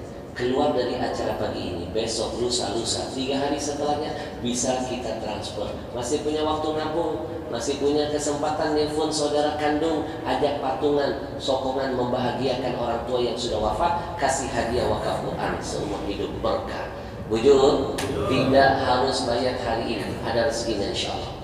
Baik Bapak Ibu, satu Quran isinya 1 juta huruf, 1 huruf 10 kebaikan minimal yang kita hasilkan. Kalikan berapa ratus juta kebaikan setiap detik, jadi keberkahan di dunia, jadi kebahagiaan dalam barisannya. Saya titipkan pesan, amalkan ayat fastabiqul khairat, berlomba-lomba dalam kebaikan. Angkat tangan nanti, niatkan wakaf Quran, pahalanya 1 buat ayah ibu kita yang masih hidup, semoga disehatkan badannya, diangkat penyakitnya, ditaatkan ibadahnya, diwafatkan husnul khatimah. Buat orang tua kita yang sudah wafat, niatkan ini jadi kado terindah buat mereka, jadi teman setia mereka di alam barzakh, jadi cahaya di alam kuburnya, jadi syafaat ila yaumil qiyamah. Niatkan jadi asbab berkah rumah tangganya, berkah usahanya, berkah anak cucunya. Baik Bapak Ibu, mantapkan niat, saatnya kita berjuang untuk Allah. Mantapkan niat. Siapapun yang berjuang bersama Quran di akhirat, Quran berjuang untuk menyelamatkan dirinya. Bismillahirrahmanirrahim. Dengan menyebut nama Allah saya akan memulai. Kita akan lihat siapa di antara kita orang-orang hebat yang disayang dan dipilih Allah menjadi pejuang-pejuang agamanya. Kita akan mulai wakaf pagi ini dari angka tertinggi dulu. Karena kebaikan itu makin banyak dilakukan, makin banyak keberkahan menghampiri. Nanti setelah itu baru kita turun ke angka yang terendah. Kita mulai dari yang tertinggi dulu. Bismillahirrahmanirrahim. Siapa yang pagi ini siap mewakafkan, menghadiahkan pahala keberkahan Quran buat keluarganya, buat orang tuanya, buat anak cucunya sebanyak 30 mushaf Al-Quran. 30 mushaf Quran yang pertama. Ada yang berani berwakaf 30 mushaf Al-Quran, angkat tangannya. Barakallahu fiik. Takbir. 30 mushaf. 50 takbir. Allahu Akbar. Bapak Ibu yang mengangkat tangan pagi ini ada 2 orang. Ini yang pertama, ketahuilah yang mengangkat tangan bukan karena suara Al-Habsyi. Saya ini nggak punya kekuatan menghantarkan hidayah, tapi yang mengangkat tangan adalah pilihan langsung dari Allah. Baik, kita berikan panggung kehormatan buat yang berani berjuang untuk Allah pagi ini. Kita minta kepada 2 orang pilihan ini boleh maju ke depan, biar jadi virus bagi yang mendengar dan menyaksikan, karena kebaikan itu bisa menular, insya Allah. Baik, kita sambut dulu dengan penuh penghormatan. Kita panggil ke depan. Allahu Akbar, Allahu Akbar, Allahu Akbar. Bapak Ibu, ilmu tidak hanya dari yang tersurat, yang tersirat bisa menjadi ilmu buat kita. Kita kenalan dulu dengan yang pertama. Assalamualaikum, abangku. Waalaikumsalam. Dengan siapa nama? Rizwan. Berbahagialah pagi ini, mengawali hidup ini. Abang disayang Allah, dipilih Allah menjadi tentaranya. Bukankah Allah yang nyuruh kunu ansarullah, jadilah tentara-tentara. Wujud. Siapa yang bantu agama Allah, Allah pasti bantu dia. Allah yang milih. Kalau saya nggak punya kekuatan membolak-balikan hati manusia, Allah yang melakukannya. Berapa yang akan dijihadkan Quran wakaf hari ini? 50 mushaf. Takbir. Allah. Kebaikan itu makin banyak, dikeluarkan makin banyak keberkahan. Kita lebih sering terima dari Allah, jarang kasih kembali ke jalan Allah. Untuk siapa nilainya dan pahala ini? Pahala wakaf Quran untuk diniatkan untuk siapa? Untuk orang tua, untuk anak, insyaallah. Orang tua masih ada. Satu meninggal, ibu tinggal 1 bapak lagi. Bapak Ibu coba dengarkan. 1 rupiah belum ada yang ditransfer oleh abang ini. 1 rupiah belum ada ke rekening yayasan. Tapi ketika beliau mengatakan, saya hadiahkan pahalanya buat orang tua saya yang sudah wafat, maka detik itu pahala sudah ditransfer Allah ke rekening akhirat orang tuanya. Bukankah ini sedekah yang cerdas? Belum berkorban sudah dapat kemuliaan dan keberkahan. Bisa dapat Quran lagi langsung bawa pulang plus sertifikat, padahal belum bayar. Di sini nikmatnya beramal dalam kebaikan. Kita diberikan kemudahan oleh komunitas ini. Belum berkorban sudah dapat pahala di sisi rahmat, di sisi Allah. Abang tambahkan niat berkah usahanya, berkah keluarganya, ditaatkan ibadahnya, dan dijamin husnul khatimah sama keluarga. Barakallahu fiik, berkah dunia akhirat. Silakan. Bapak Ibu, kita akan hitung sama-sama. Skor sementara baru 50, akan terus bertambah. Saya percaya orang-orang hebat akan Allah bakar semangatnya setelah ini. Assalamualaikum. Waalaikumsalam warahmatullahi wabarakatuh. Dengan siapa nama abangku? Abidin. Abangku, bersyukurlah abang termasuk yang dipilih Allah juga yang pertama dari sekian banyak yang hadir. Untuk siapa? Wakafin. Yang pertama wabil khusus untuk kedua orang tua kami. Masya Allah. Alhamdulillah sekarang orang tua kami, bapak kami lagi kena penyakit gula. Semoga diangkat penyakitnya. Amin. Dan kembali sehat. Amin.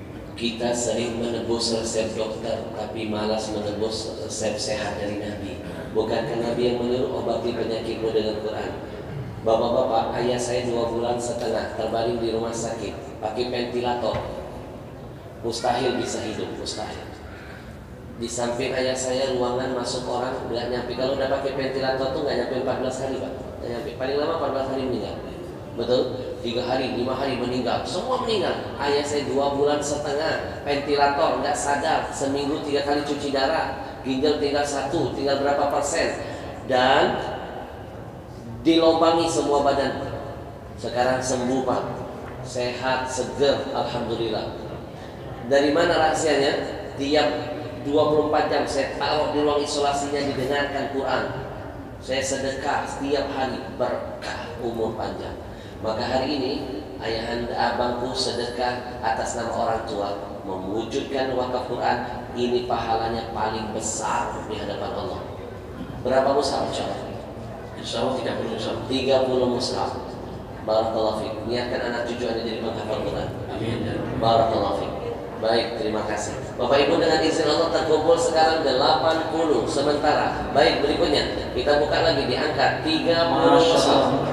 Dari sebelah sana. Dari seorang hamba Allah 60 mushaf. Takbir. Allahu Akbar. Ini yang saya maksud ayahanda. Kalau rame-rame 1 juta kecil, insyaallah. Betul? Bertambah lagi, sampaikan nanti, sampaikan niatnya. yang 60 pasangnya dalam hatinya. Sudah ada 140. Kita buka lagi 30 mushaf berikutnya. Kalau ada 10 orang lagi, kalau ada 10 orang saja 300 Quran. Kita jihadkan. Masya Allah. Kita ngobrol, hantarkan mikrofonnya. Baik. Jangan takut dibilang riya, jangan takut dibilang sombong. Buka Al-Baqarah ayat 274. Ternyata teori sedekah itu ada dua. Satu, namanya siron. Sedekah boleh sembunyi-sembunyi. Kapan? Kalau targetnya kecil, persen to persen. Tapi kalau targetnya besar, untuk kemaslahatan bangsa, kemaslahatan umat, seperti yang diniatkan oleh mereka 1 juta Quran, jangan pakai sembunyi-sembunyi. Islam gak cepat jaya.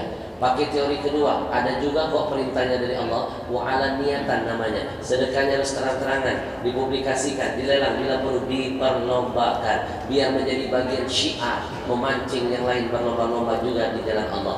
Dengan siapa nama? Ini Mustafa Berapa mushaf? 50 Niatnya? untuk Bapak dan Ibu. Bersyukur Allah lagi sayang dengan abang. Bapak Ibu sadar gak kita lebih sering meminta dari orang tua daripada memberi, lebih sering durhaka daripada berbakti. Hari ini jadikan wakaf jadi kado terindah buat ayah ibu kita. 50 mushaf tambahan, takbir, Allahu Akbar. berapa sudah terkumpul? 190 mushaf Al-Quran. Akan terus bertambah. Bismillah. Insyaallah. Baik, 30 mushaf berikutnya, angkat tangannya. Ada yang berani menghadiahkan ini untuk ayah ibunya. Nabi yang menyuruh, uhdu limautakum, sering-sering kasih hadiah buat mayit-mayit kamu. Para sahabat bertanya, wa ma hadiyatul amwat, apa sedekah buat mayit? Ada dua, satu doa, dua sedekah. Sedekah itu ada 3, paling kecil pahalanya buat orang yang tidak dikenal.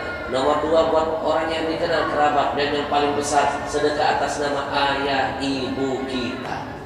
Angkat tangannya, 30 mushaf berikutnya. Ada 30 mushaf berikutnya. Kalau kebaikan bisa pagi ini dilakukan, jangan bilang besok. Belum tentu besok panjang umur kebaikan bisa diulang. Jangan bilang nanti keburu mati. Jangan bilang kapan-kapan, nanti keburu di kapan. Tidak harus bayar hari ini. Insya Allah ada rezekinya. 30 mushaf berikutnya. Ada? Kalau tidak ada saya hitung mundur. Yang perempuan, apakah ada 30 mushaf? Kalau tidak ada saya hitung mundur. 5. Waktu terus berputar, umur terus bertambah, kematian di ambang pintu. Amalan yang harus disiapkan. 5. Masya Allah. Masya Allah, detik-detik terakhir. Yang mana? Ada orang hebat Allah hadirkan. Kita ngobrol dulu. Assalamualaikum. Biar ada virus positif. Assalamualaikum. Nama siapa? Sebutkan jumlahnya. Hamba Allah 50 Al-Quran. Takbir. Allahu Akbar. 50 Quran, orang-orang hebat Allah hadirkan. Pasangkan niat dalam hati. Bapak Ibu boleh gak sih bertawasul dengan kebaikan? Boleh, dianjurkan. Mana dalilnya? Riwayat hadis 3 pemuda yang terjebak dalam gua. Kenapa selama dari kematian masing-masing menyebut amal kebaikan sebelumnya? Apalagi menyebut kebaikan Quran. Bukankah Quran sumber kebaikan dan keberkahan? Jadikan perangku untuk membuat doa kita segera diijabah. Skornya 240. Sedikit lagi akan terus bertambah. Apakah tembus 300? Insya Allah. Angkat tangannya. 30 mushaf berikutnya. 30 mushaf. Angkat tangannya. Kalau tidak ada saya hitung mundur. 5, 4, 3, 2, 1. Uzadilham, kalau 30 terasa berat kita turunkan. Baik, angkat tangannya. Di angka 20 mushaf saja. Angkat tangannya. 20 Quran. Niatkan buat orang tua, buat berkah dunia akhirat. Angkat tangan. 20 Quran saja. Bismillah. Tidak harus bayar hari ini. 20 mushaf. Ada? Pahala sudah, Masya Allah. Bersyukurlah abang orang pertama. Di angka 20 Allah pilih hari ini. Kita kenalan dulu. Assalamualaikum.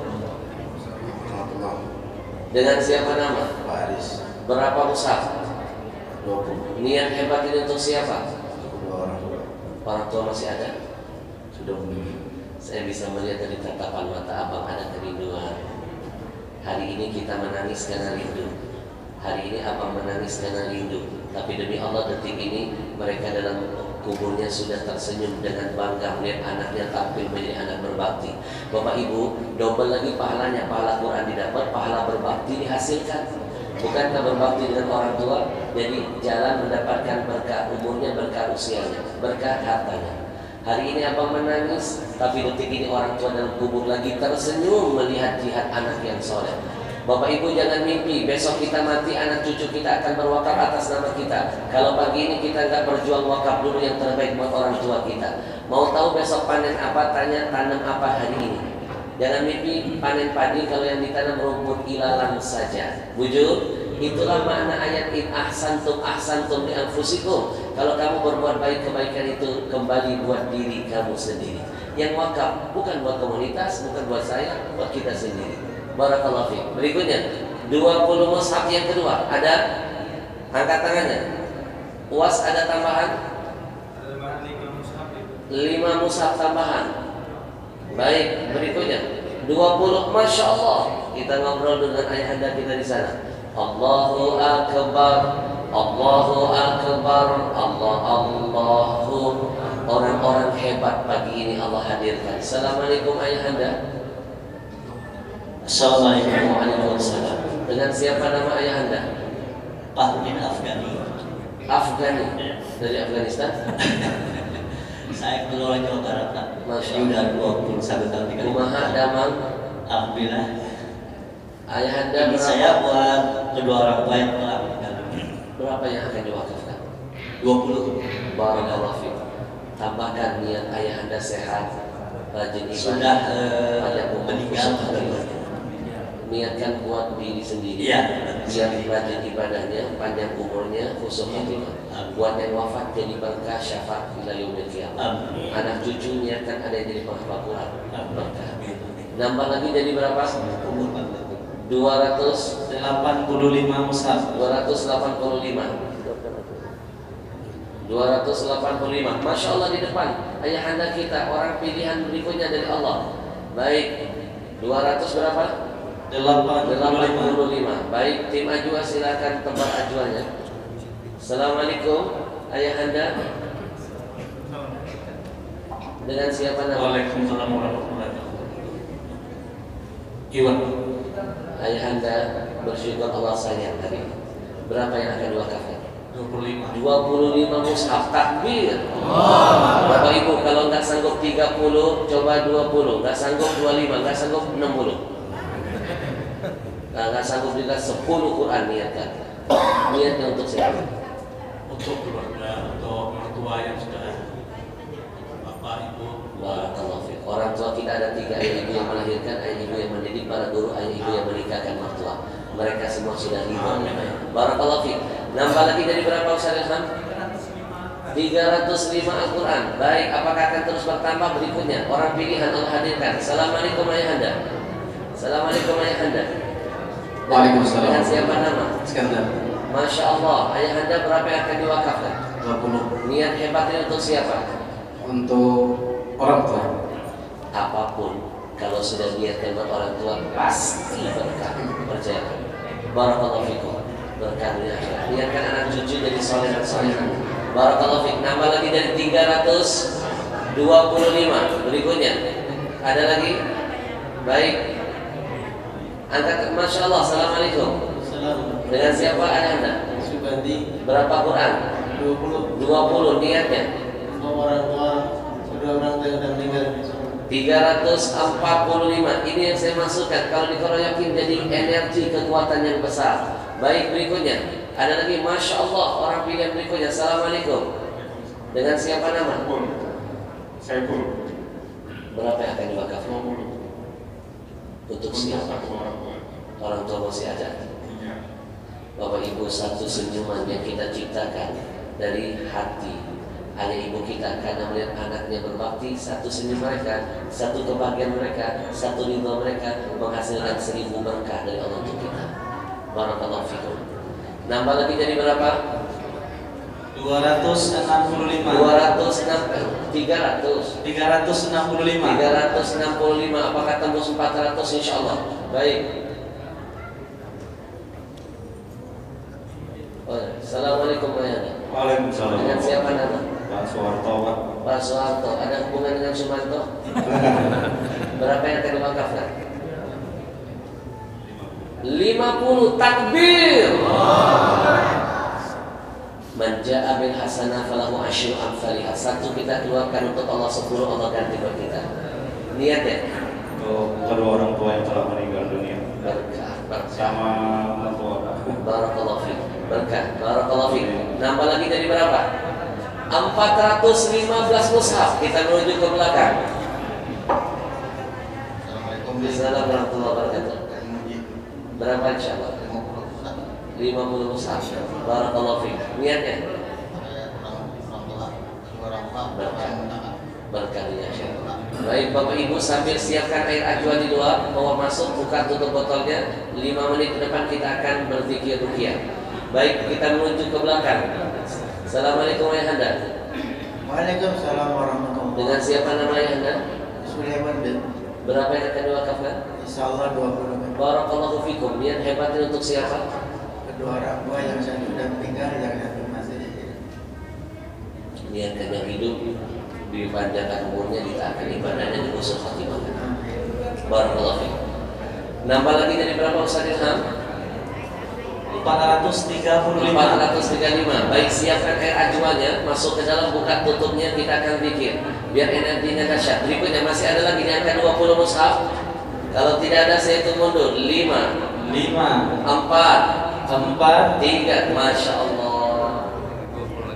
Nambah lagi abang kita, niatnya untuk siapa yang 20 itu? Timbang istri buat Suami istri beramal masuk surga. Ini pasangan soleh dan solehah. Nambah 20 lagi, Masya Allah, dari istri tercinta. Jadi bertambah 455. Masih ada lagi angkat tangan. Kalau tidak ada di angka 20, saya buka di angka 10 mushaf. 10 mushaf saja, niatkan buat orang tua. Ada 10 mushaf. 15 guru kita boleh ngomong.